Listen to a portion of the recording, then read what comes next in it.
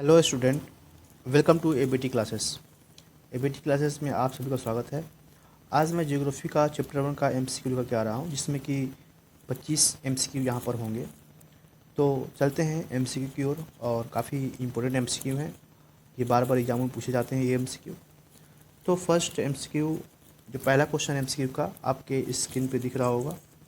Question है, the resource which are obtain from biosphere and have life are called. वह resource जो कि हमें ऑब्टेन होता है बायोस्फीयर से, है ना, उसे क्या कहते हैं। तो आई होप ये सबको पता होगा इसका आंसर। इसे बोलते हैं बायोटिक। क्या बोलते हैं? बायोटिक। ऑब्टेन फ्रॉम बायोस्फीयर, जो बायोस्फीयर से मिलते हैं उसे क्या बोलते हैं? बायोटिक बोलते हैं। Okay. Second question, which of the following is not classified on the basis of status of development. इसमें से किसे हम स्टेटस ऑफ डेवलपमेंट के आधार पर क्लासिफाइड नहीं किए हैं? इसमें से कौन सा रिसोर्स है? Potential, developed resource, reserve resource या फिर रिन्यूएबल रिसोर्स? जो सही आंसर है वो है रिन्यूएबल रिसोर्स। रिन्यूएबल रिसोर्स, ठीक है। इसको हम स्टेटस ऑफ डेवलपमेंट के आधार पर नहीं रखे हैं, और सभी के सभी ये तीनों आते हैं स्टेटस ऑफ डेवलपमेंट के, ठीक है, बेसिस पे। क्वेश्चन नंबर थर्ड है, individual, community, national and international resources are classified on the basis of। तो किस बेसिस पर हम क्लासीफाई करते हैं इंडिविजुअल रिसोर्स को, कम्युनिटी रिसोर्स को, नेशनल रिसोर्स को, इंटरनेशनल रिसोर्स को? किस बेसिस पर इसे हम लोग क्लासीफाई करते हैं? तो ये करते हैं ऑनरशिप के आधार पे। Option number 3 is correct. Question number 4 है, the ocean resource beyond 200 nautical mile is classified under which zone. जो 200 नॉटिकल माइल होता है, आपको पता होगा, है ना, ओशन में, तो यहाँ तक किसी भी देश का रिसोर्स होता है, ठीक है ना, एक समुद्री सीमा होती है किसी भी देश की। तो इस क्लासिफाई अंडर विच जोन, इसे किस जोन के अंडर में हम लोग रखते हैं? Exclusive economic zone, export processing zone, special economic zone या फिर नॉन ऑफ दी एबव। तो सबको पता होगा, ये तो पहला ही इसका आंसर से होगा, एक्सक्लूसिव इकोनॉमिक जोन बोलते हैं बियॉन्ड 200 नॉटिकल माइल, है ना, 200 नॉटिकल माइल, है ना, जो समुद्री सीमा होती है किसी देश की, उसे हम लोग क्या बोलते हैं? एक्सक्लूसिव इकोनॉमिक जोन कहते हैं। ओके। क्वेश्चन नंबर 5 है,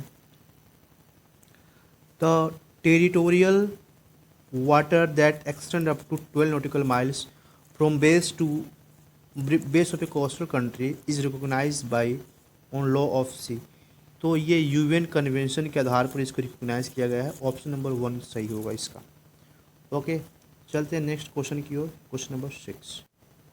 क्वेश्चन नंबर 6 है, which of the following is essential for sustainable existence of all forms of life. ठीक है, इसमें से कौन सा हमारे लिए एसेंशियल है ना, सस्टेनेबल एग्जिस्टेंस के, सभी जीव जंतुओं को सस्टेन हो रहने के लिए क्या ज़रूरी है? ए बी सी डी दिया हुआ है। ए में दिया हुआ रिसोर्स प्लानिंग, बी में दिया हुआ रिसोर्स मैनेजमेंट, सी में दिया है रिसोर्स एक्सट्रैक्शन, डी में दिया है रिसोर्स जेनरेशन। तो क्या होगा भाई? तो ये होगा रिसोर्स प्लानिंग। हमें रिसोर्स की प्लानिंग करनी पड़ेगी, ठीक है। Question number 7, area sown more than once in an agriculture year plus net sown area is known as। क्या कहते हैं इसे हम लोग, है ना? Area sown more than once in agriculture year, जिन एरिया को हम, है ना, एक साल में एक से ज़्यादा बार हम लोग, है ना, वहाँ पे अनाज लगाते हैं, है ना, कोई भी फसल लगाते हैं। तो और year plus net sown area, उसे क्या बोलते हैं? उस एरिया को हम लोग क्या बोलते हैं? तो ये होता है ग्रोस क्रॉप्ड एरिया। क्या बोलते हैं? Gross cropped area. इसको याद रखना, क्वेश्चन बार बार एग्जाम में आता है। इसका डिफिनीशन पूछता है कि व्हाट इज ग्रोस्ड एरिया, ठीक है, तो इसको आप लोग को याद रखना है। Question number 8।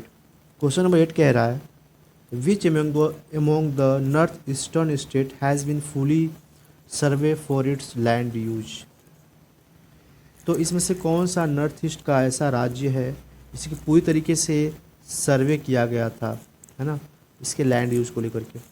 Option A B C D है अरुणाचल प्रदेश, मणिपुर, त्रिपुरा या फिर असम। तो ये असम में किया गया था। ठीक है, कहाँ किया गया था? असम में किया गया था, ये सर्वे किया गया था। नेक्स्ट क्वेश्चन है which the following soil is more common in predominant plain such a Duars, Chos, Terai. तो ये कौन सा इसमें सही होगा? मोर कॉमन है इन सभी जगहों पे। Black soil, laterite soil, alluvial soil या फिर रेड सॉइल। ठीक है, तो बताना कौन सा सॉइल मोर प्रेफर है। तो यहाँ पर एलुवियल सॉइल ज़्यादा प्रेफर करता है, ऑप्शन नंबर सी, द्वार, चौस और Terai. Which soil is also known as regur soil. काफ़ी इजी क्वेश्चन है। रेगुर सॉइल किसे कहते हैं? तो ये हम लोग ब्लैक सॉइल कहते हैं। क्वेश्चन बार बार एग्जाम में पूछा जाता है। ठीक, क्वेश्चन नंबर 11 की ओर चलते हैं हम लोग। Black soil are generally poor in. Black soil सामान्य रूप से किस चीज़ में पुअर होता है? तो ब्लैक सॉइल में देखो भाई, मॉइस्चर भी होता है, पोटास भी होता है, कैल्शियम कार्बोनेट होता है, ये फॉस्फेरिक कंटेंट कम होते हैं इसमें। तो ऑप्शन ए यहाँ पर सही होगा। ठीक है, इस बात को याद रखना, बहुत ही इंपॉर्टेंट क्वेश्चन भी ये है। Where are red soil mostly found. लाल मिट्टी ज़्यादातर कहाँ पाई जाती है? ऑप्शन दिया हुआ ए बी सी डी, आप लोग को ऑप्शन चूज कर लेना है। ठीक है, तो ये पाई कहाँ पर जाती है? डेक्कन और प्लेट्यू पार्ट्स ऑफ उड़ीसा में पाई जाता है। ठीक है, red soil. Laterite soils are mainly found in. Laterite soil ज़्यादातर कहाँ पाया जाता है? A B C D option लिखा हुआ है, साउदर्न स्टेट, उत्तर प्रदेश, छत्तीसगढ़, महाराष्ट्र, मध्य प्रदेश। तो ये साउथ स्टेट में ज़्यादा पाया जाता है। ठीक है, laterite soil. Okay, lower horizon of the arid soil is occupied by कंकर ड्यू टू इंक्रीजिंग। तो यहाँ पर क्या ज़्यादा इंक्रीज हो जाता है? एरिड सॉइल के जो लोअर वाला पार्ट होता है, लोअर होरिजन में, है ना, वहाँ पे कंकड़ वगैरह होते हैं ज़्यादातर। तो ये क्यों बढ़ जाता है? ड्यू टू इंक्रीजिंग, है ना। तो calcium content, potash content, lime potash and phosphorus content, है ना। तो कौन सा ऑप्शन सही होगा ये बताना है आप लोगों को। तो यहाँ पे कैल्शियम कंटेंट ज़्यादा होता है। ठीक है, क्वेश्चन नंबर 15 है इसमें। In the snow covered area of Himalayas, which of the following soil experiences denudation and its acidic in nature with humus content? कौन सा ऑप्शन सही होगा इसमें? तो जो सही आंसर है वह है फॉरेस्ट सॉइल। ठीक है, कौन सा सॉइल है? फॉरेस्ट सॉइल, हिमालय एरिया में। ठीक है, क्वेश्चन नंबर 16 है। Soils are generally sandy in texture and saline in nature, है ना। तो टेक्सचर जो होता है इसका सैंडी होता है और सैलाइन होता है नेचर में। तो ये कौन सी सॉइल की विशेषता है भाई? तो ये विशेषता है एरिड सॉइल। किस सॉइल की विशेषता है? एरिड सॉइल की ये विशेषता है, खासियत है, करेक्टरिस्टिक्स है। Land become unfit for cultivation. कोई जो लैंड है वो अनफिट है कल्टीवेशन के लिए, उसे हम क्या कहते हैं? तो आप लोग पढ़े होंगे, इसका आंसर भी जानते होंगे, है ना। क्या होगा कमेंट बॉक्स में आप लोग बता सकते हो, क्योंकि ये क्वेश्चन बहुत ईजी सा क्वेश्चन है ना, एनसीईआरटी में लिखा हुआ भी है। चलो इसको मैं आप लोग के लिए मार्क करता हूँ। बताना है फैलो होगा, बैड होगा, डिस्टर्टेड होगा या फिर वेस्टलैंड होगा, है ना। अनफिट फॉर कल्टीवेशन, ये याद रखना। क्वेश्चन नंबर 18 की ओर चलते हैं हम लोग। The running water cut through the clayey soil and makes deep channel as. जो बहती हुई धारा होती है पानी की, तो वो क्या करते हैं कि गड्ढे कर, जहाँ से गुजरता है वो पानी लगातार, अगर धारा बह रही है ना, फ्लो है, तो वहाँ पर गड्ढे बन जाते हैं, है ना। तो इसे क्या कहते हैं? इस डीप चैनल जो गहरी खाई बन जाती है बड़ी बड़ी, उसे क्या कहते हैं हम लोग? ये कह रहा है बैडलैंड, डेल्टास, गुलीज, नन। ठीक है, इसे गुली बोलते हैं। क्या बोलते हैं? गुलीज बोलते हैं। Identify the correct reason for the formation of gullies in badland. Correct reason क्या है गूली रीजन को फॉर्मेशन होने का बैड लैंड में जो गूली फॉर्मेशन होता है उसका कारण क्या है ये बताना है, अच्छे से पढ़ना है और बताना है कि कारण क्या है। तो इसका कारण देखो भाई, यहाँ पर ऑप्शन नंबर डी होगा, form when ploughing is done in a wrong way. ठीक है,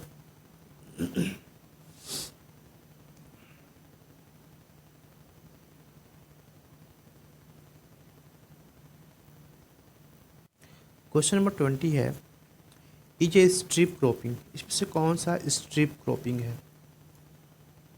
planting line of trees, planting between water beds, strip of grass are left to grow between the crops, cultivating making steps. कौन सा option इसमें सही है ये बताना है।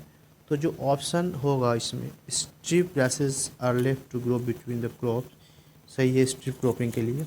ठीक, क्वेश्चन 21 है, अच्छे से पढ़ना है इसको, थोड़ा छोटा कर दे रहा हूँ मैं इसको। ओके, पहले complete the following tables with correct information with regard to forest soil. Soil, forest soil है, soil texture loamy and silty है। तो बताना है कि ए और बी में क्या होगा, किस एरिया में पाए जाएंगे, ह्यूमस कंटेंट क्या क्या हो सकता है इसमें। ठीक है, काफ़ी मज़ेदार सा क्वेश्चन है ये। तो ये अगर फॉरेस्ट सॉइल है तो जाहिर सी बात है कि माउंटेनस एरिया में पाया जाएगा, हिल या माउंटेन में पाया जाएगा। तो हिल माउंटेन कहाँ दिख रहा है, तो ऑप्शन नंबर ए में दिख रहा है।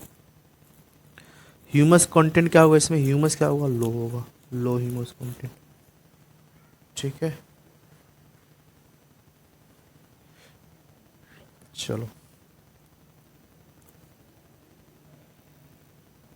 क्वेश्चन 21 है, काफ़ी अच्छा सा क्वेश्चन है। Correct, which type of erosion is depicted in the picture given. इस जो जो पिक्चर दिखाया जा रहा है इसमें से कौन सा, किस प्रकार का इरोजन हो सकता है इसमें। ठीक है, किस प्रकार का इरोजन हो सकता है बताना है इसमें। Sheet erosion, glacial erosion, gully erosion या फिर विंड इरोजन, कौन सा इरोजन होगा ये बताना है। ठीक, तो कौन सा इरोजन होगा भाई इसमें, इसमें होगा गूली इरोजन। अभी हम लोग गूली पढ़े हैं, ठीक है, ये देख रहे हो ये सब ऐसा जो बन जा रहे हैं ये सब है ना, गूली इरोजन बोलते हैं इसको। विच of the following pair is not correctly match, इसमें से कौन सा पेयर करेक्टली मैच नहीं है। ऑप्शन एबीसीडी लिखा हुआ है। एलेबल soil ideal for sugar canes and paddy, तो क्या ये सही है।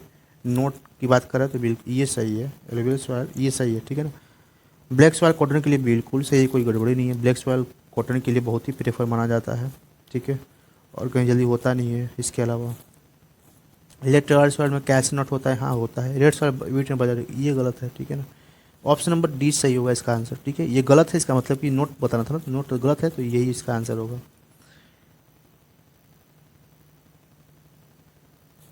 Which one of the following pair is correctly match, इसमें से कौन सा पेयर जो है बिल्कुल सही है, करेक्टली मैच्ड है।